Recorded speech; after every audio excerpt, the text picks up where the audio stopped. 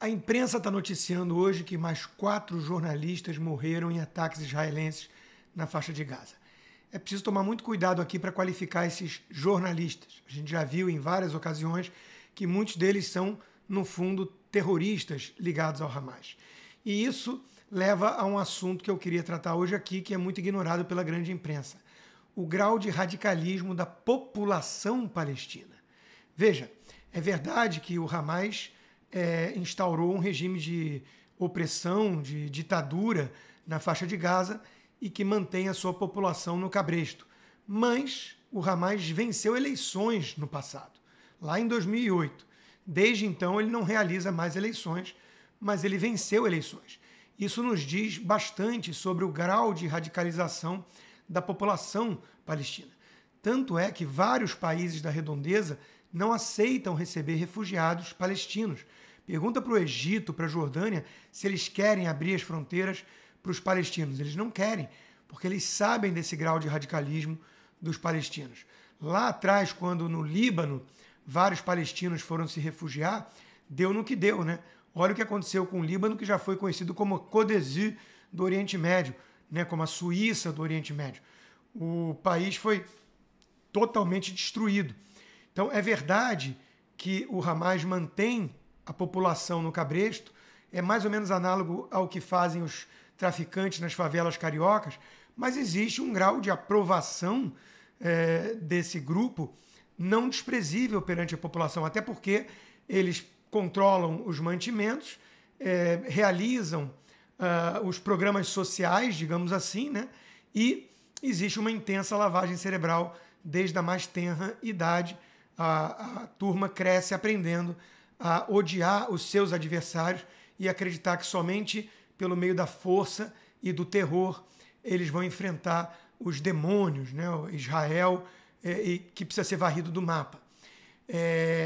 Israel já mandou mais de 2 milhões de toneladas de alimentos suficiente para 2 anos de consumo na região por meio de caminhões, mas o Hamas toma esses alimentos e controla a sua distribuição interna.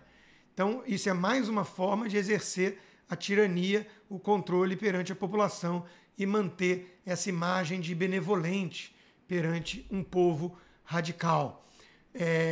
Veja, o Hamas usa suas crianças e suas mulheres como escudos humanos e incutindo desde cedo a ideia do martírio, né, como algo louvável.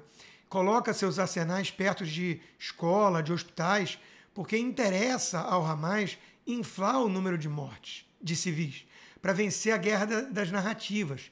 Enquanto isso, Israel toma todo o cuidado do mundo para proteger suas crianças e suas mulheres e para proteger também as crianças e mulheres dos seus adversários. Israel arrisca a vida dos seus soldados em operações cirúrgicas, in loco, para tentar poupar civis do Oriente Médio, da faixa de Gaza, os palestinos, né? Então existe aí uma guerra de narrativas muito assimétrica. E, infelizmente, uma boa parcela da imprensa compra a valor de face aquilo que vem do Ministério da Saúde do Hamas, que é um braço do grupo terrorista.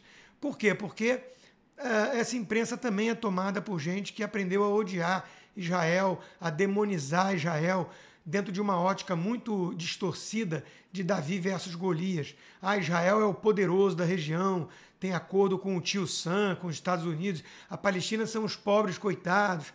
Isso seduz dentro de uma visão sensacionalista, dentro de uma narrativa de coitadinhos versus os algozes. E não é nada disso que acontece na prática.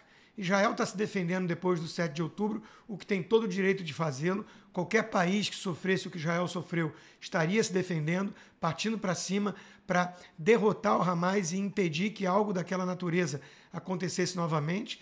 E está fazendo isso com todo o cuidado do mundo, mandando mantimentos para a população que o Hamas toma, tomando cuidado para não sair matando inocentes, civis, mas não vamos cair nas narrativas do próprio Hamas. Jornalistas mortos muitas vezes são os próprios terroristas que trabalham com o Hamas. Civis mortos, os números são inflados, as pessoas não conseguem averiguar direito e o Hamas é o responsável por isso e ainda usa essas pessoas como escudos humanos, repito. E, por fim, mantimentos que são enviados para a região e que o Hamas controla para poder bancar de bom moço perante uma população que é, sim, muito radicalizada. Se houvesse eleições hoje na faixa de Gaza, é bem possível que o Hamas, ou um grupo tão radical quanto, vencesse. Basta pensar que quando tem ataque contra israelenses, uma boa parcela da população sai às ruas para comemorar, para festejar, para celebrar isso. De novo, os países da vizinhança não querem refugiados palestinos. Por que será? É um assunto indigesto. Quase ninguém quer falar disso, porque não coloca em bons olhos a população da faixa de Gaza. Mas nós precisamos falar a verdade. Muitos ali, por culpa da lavagem cerebral desde cedo, são fanáticos. E com fanáticos é difícil você manter qualquer tipo de diálogo, não é mesmo? Esse é um assunto que muita gente quer evitar. Aqui a gente traz a dura realidade.